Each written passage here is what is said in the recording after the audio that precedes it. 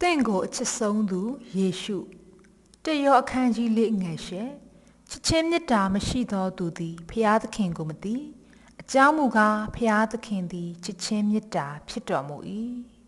ဂလာတိအခန်းကြီး9အငယ်14ကိုယ်နဲ့ဆက်ဆိုင်သူကိုကိုယ်နဲ့အမျှချစ်လော့စစ်မှန်တဲ့ချစ်ချင်းမေတ္တာတရားကိုလူတိုင်းကလိုချင်မျှော်လင့်ကြပါတယ်တင့်ဘဝမှာလည်းတင်ကချစ်ရတဲ့သူတင့်ကိုချစ်တဲ့သူတွေရှိမှာပါပဲဥပမာမိဘညီအကိုမောင်နှမဆွေမျိုးမိတ်ဆွေတငယ်ချင်းချစ်သူလူတွေကချစ်ချင်းမေတ္တာတရားကိုရှာဖွေတတ်ကြပေမဲ့အဲ့ဒီချစ်ချင်းမေတ္တာတွေမှာပဲအတ္တတွေကိုပေါင်းစပ်လိုက်ကြတဲ့အခါလူတွေရဲ့ချစ်ချင်းမေတ္တာဆိုတာအချင်းချင်းထိခိုက်နာကျင်စေဖို့လက်နက်ဖြစ်လာတယ်ဘယ်ရာနဲ့မှအစားထိုးမရတဲ့မိဘတွေရဲ့ချစ်ချင်းမေတ္တာတော်မှာစိုးသွမ်းမိုက်မဲတဲ့အသားသမီးတွေအပေါ်တိခတ်မှုတွေကုံဆုံးသွားတဲ့အခါတင်းစာတွေမှာသားသမီးဖြစ်မှအမွေပြတ်ဆွန့်လွတ်ခြင်းဆိုတဲ့ကြေညာစာတွေကိုတွေ့ရတတ်တယ်လို့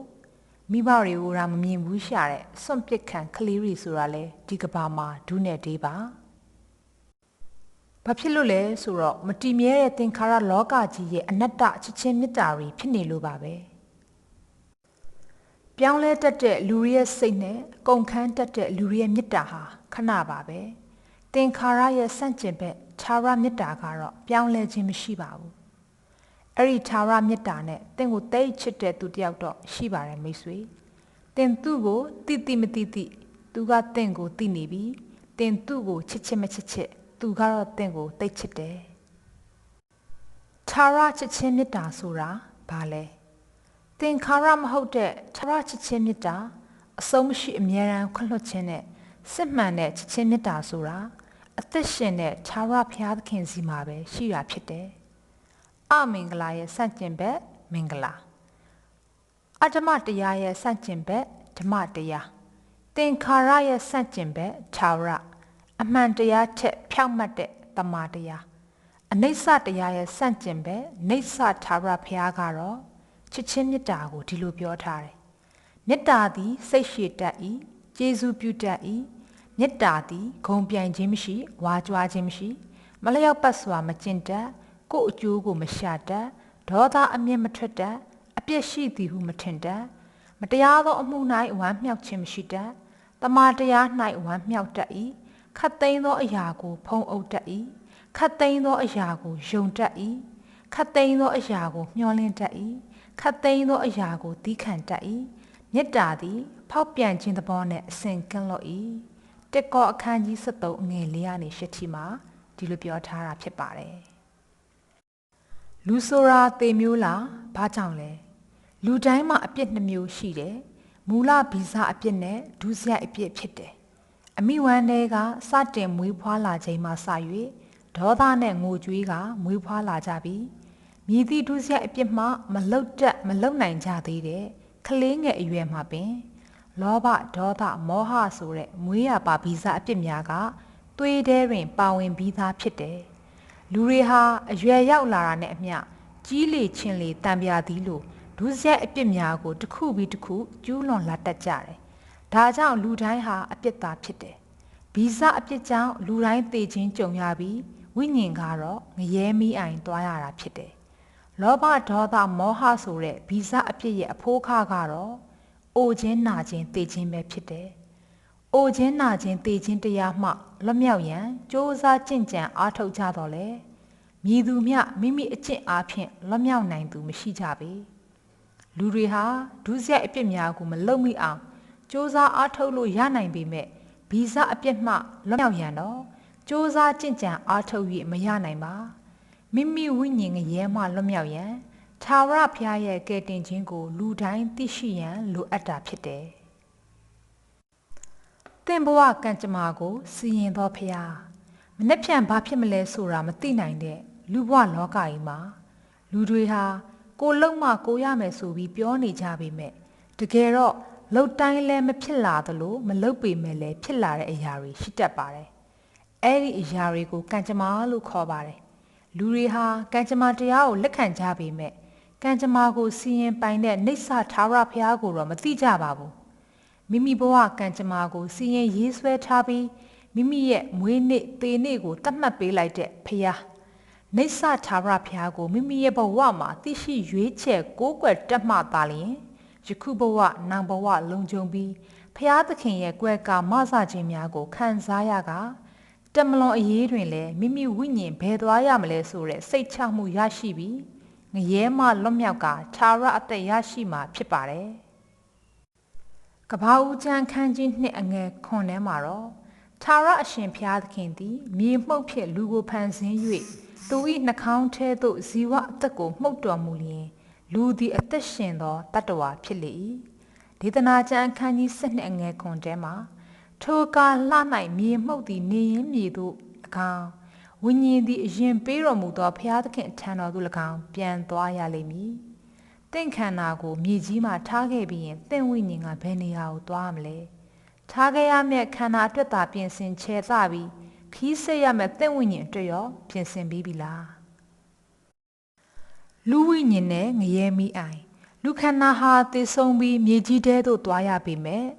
ထွက်သွားတဲ့လူအသက်ဝိညာဉ်ကတော့ထာဝရကောင်းကင်နိုင်ငံသို့မဟုတ်ငရဲမိအိုင်ထဲသို့သွားရပါတယ်ထိုလမ်းနှစ်သွယ်တွင်မြည်သည့်လမ်းသို့သွားမိကိုအသက်ရှင်စဉ်အခါလူတိုင်းတွင်လွတ်လပ်စွာရွေးချယ်ခွင့်ရှိပါတယ်သေဆုံးပြီးလို့အချိန်လွန်မှရွေးချယ်ခွင့်မရှိတော့ပါထိုငရဲမှလွတ်မြောက်ရန်မိမိရဲ့အကျင့်သီလစ조사အားထုတ်မှုဖြင့်လည်းလုံးဝမဖြစ်နိုင်ပါအကြောင်းမှာကုသိုလ်တပည့်ငရဲတပိတ်သာဖြစ်သောကြောင့်ပေတည်းလူတွင်ဝိညာဉ်ရှိသောကြောင့်နောင်ဘဝရှိသည်နောင်ဘဝအတွက်ဘာသာတရားအသီးသီးကိုမိမိတို့ယုံကြည်ရာကိုးကွယ်တတ်ကြသည်ဝိဆိုတာအထူးဉင်ဆိုတာသိခြင်းဝိညာဉ်ဆိုတာအထူးသိခြင်းကဖျားရှိတာသိသည်ငရဲရှိတာသိသည်မမြင်ဘူးပေမဲ့အတွင်းဝိညာဉ်ကအထူးသိနေသည်တရိစ္ဆာန်တို့ရင်တော့ထို့သို့မဟုတ်ခန္ဓာနဲ့စိတ်သာရှိ၍ဝိညာဉ်မရှိသောကြောင့်နောင်ဘဝမရှိတရားမသိသလိုငရဲလည်းမရှိသေဆုံးမိတာနဲ့ချုပ်ငိမ့်သွားကြသည်လူသားအလုံးကိုအပြစ်ငရဲမှလွတ်မြောက်ပြီးထာဝရကောင်းကင်ရွှေပြည်မှာထာဝရအသက်ဖြင့်အမွေခံဝင်စားဖို့ရန်ဘုရားသခင်ကအလိုရှိသည်ထို့ကြောင့်လူသားအလုံးကိုအပြစ်ငရဲမှကယ်တင်ဖို့ယေရှုခရစ်တော်ကိုဘုရားသခင်ကလူစားတိခံယူရန်ဤလောကသို့ဆေလွှတ်ခဲ့သည်ဟေရှာယအခန်းကြီး9အခန်းငယ်14နဲ့ရှမသက်အခန်းကြီး1အငယ်23မှာတော့ဒီလိုပြောထားပါတယ်ဗျာဒိတ်တော်အချက်ဟူမူကားကြည့်ရှုလောသူတို့သမီးကညာသည်ပြိတ္တိဆွဲယူ၍သားယောက်ျားကိုဖွားမြင်လက်တံဆက်လက်ပြီးတော့ရှမသက်အခန်းကြီး1အငယ်21မှာတော့ထိုသားသည်မိမိလူတို့ကိုအပြစ်မှကယ်ချွတ်မိသူဖြစ်သောကြောင့်ယေရှုဟူသောအမည်ဖြင့်မှဲ့ရမည်ဟုကောင်းကင်တမန်ဆို၏တင့်အတွက်ထာဝရအသက်အပြစ်တရား၏အခါကတည်ခြင်းပေတည်းဖျားသခင်ပေးတော်မူသောဆုကျေးဇူးတော်ကငါတို့သခင်ယေရှုခရစ်အားဖြင့်ထာဝရအသက်ပေတည်းယောမအခန်းကြီး6ငွေ23ယေရှုဖျားသည်လူလင်မယားမှမေထုံတန်ဝတပြုခြင်းဖြင့်မွေးဖွားလာသောလူသားမဟုတ်ပါဖျားသခင်၏ဝိညာဉ်တော်ဖြင့်အပြိုကညာဝမ်း၌ပရိသေတွေဆွဲယူ၍အလွန်တန့်ရှင်းစွာမွေးဖွားလာပြီးကိလေသာတဏှာကင်းစင်သောလူပြိုဖျားဖြစ်သည်မွေးကလေးကဖျားဖြစ်သည့်အတွက်ဗီဇအပြစ်မရှိသလိုအိုခြင်းနာခြင်းတေခြင်းမရှိသောဖျားဖြစ်သည်လူသားအလုံးရဲ့ဗီဇအပြစ်အတွက်ကိုစားပြုခံယူခဲ့ပြီးလက်ဝါးကားတိုင်းတွင်အသေးခံအသက်ဆုံးအသွေးသွန်းပိတ်ဆက်ခဲ့သည်3ရက်မြောက်သောနေ့တွင်တေခြင်းမှရှင်ပြန်ထမြောက်ခဲ့ပြီးတေခြင်းမစုမှန်ကိုအောင်မြင်သည့်တဆူဒီသောဖျားဖြစ်သည်လောကကိုအောင်မြင်သောသခင်ယေရှု၏ကယ်တင်ခြင်းကိုယုံကြည်လက်ခံသူတိုင်းအပြစ်ငရဲမှလွတ်မြောက်ကထာဝရအသက်ကိုရရှိမည်ထိုသူသည်ငါတို့လွန်ကျူးခြင်းပြစ်များကြောင့်နာကျင်စွာထိုးခြင်းနှိပ်စက်ခြင်းကိုခံတော်မူ၏ငါတို့၏ငြိမ်သက်ခြင်းချမ်းသာကိုဖြစ်စေသောဆုံးမခြင်းသည်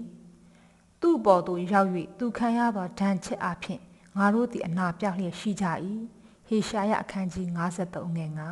9တင့်သွေးဖြင့်အသက်ကယ်ပါဆိုတဲ့စံပုတ်အတိုင်းလူချင်းတောင်အသွေးအဖြစ်အသက်ကယ်တင်နိုင်လျင်ဖခင်ရဲ့အသွေးကလူသားအလုံးရဲ့အသက်ဝိညာဉ်ကိုမရဏငရဲမှကယ်တင်နိုင်ခဲ့တာဖြစ်တယ်။ယုံကြည်လက်ခံလျင်ကယ်တင်ခံရမယ်။သခင်ယေရှုကိုဆုတောင်းသူတိုင်းအဖြေရမှာဖြစ်တယ်။ခေါ်လျင်ထူးတဲ့အသက်ရှင်သောဖခင်ဖြစ်ပါတယ်။တောင်းကြလောတောင်းလျင်ရမည်။ရှာကြလောရှာလျင်တွေ့မည်။ တကားကိုခောက်ကြလောခောက်လျင်ဖွင့်ပြီရှင်မသက်ခရစ်ဝင်ကျမ်းအခန်းကြီးခွန်အငယ်ခွန်ဖျားသခင်၏သားတော်ကိုယုံကြည်သောသူအပေါင်းတို့သည်ပစ္စည်းချင်းသို့မရောက်ခြားရသက်ကိုရစေခြင်းကဖျားသခင်သည်မိမိ၌တပါးတည်းသောသားတော်ကိုစွန့်တော်မူသည့်တိုင်အောင်လောကီသားတို့ကိုချစ်တော်မူ၏ရှင်ယောဟန်အခန်းကြီး3အငယ်16မိမိရဲ့အမှားများအတွက်စစ်မှန်တဲ့နောင်တရပြီးဖျားသခင်စီလာတဲ့လူတိုင်းကိုဖျားကလက်ခံတယ်ထာဝရဖျားသည်တင်ခေါ်သောအခါထူးတော်မူလိမ့်မည်အော်ဟစ်သောအခါငါရှိသည်ဟုမိန့်တော်မူလိမ့်မည်လို့ဟေရှာယအခန်းကြီး58အငယ်9မှာပြောထားပါတယ်ယေရှုခရစ်ရဲ့ကယ်တင်ခြင်းကိုယုံကြည်လက်ခံသူတိုင်းကယ်တင်ခြင်းခံရမယ်ငရဲဟာသင်နဲ့မဆိုင်တော့ဘူးသင်ရဲ့ဝန်ထုတ်တွေကိုဖျားသခင်ရှေ့ချထားလိုက်ပါမိတ်ဆွေဝန်လေး၍ပင်ပန်းသောသူပေါင်းတို့ငါထံသို့လာကြလော့ငါသည်ချမ်းသာပေးမည်လို့ရှင်မသက်ခန်းကြီး7အငယ်29ထဲမှာပြောထားပါတယ်ချစ်ချင်းမြတ်တာသည်ကြောက်ချင်းတန်ဝေကားနဲ့မပေါင်းနိုင်ရာ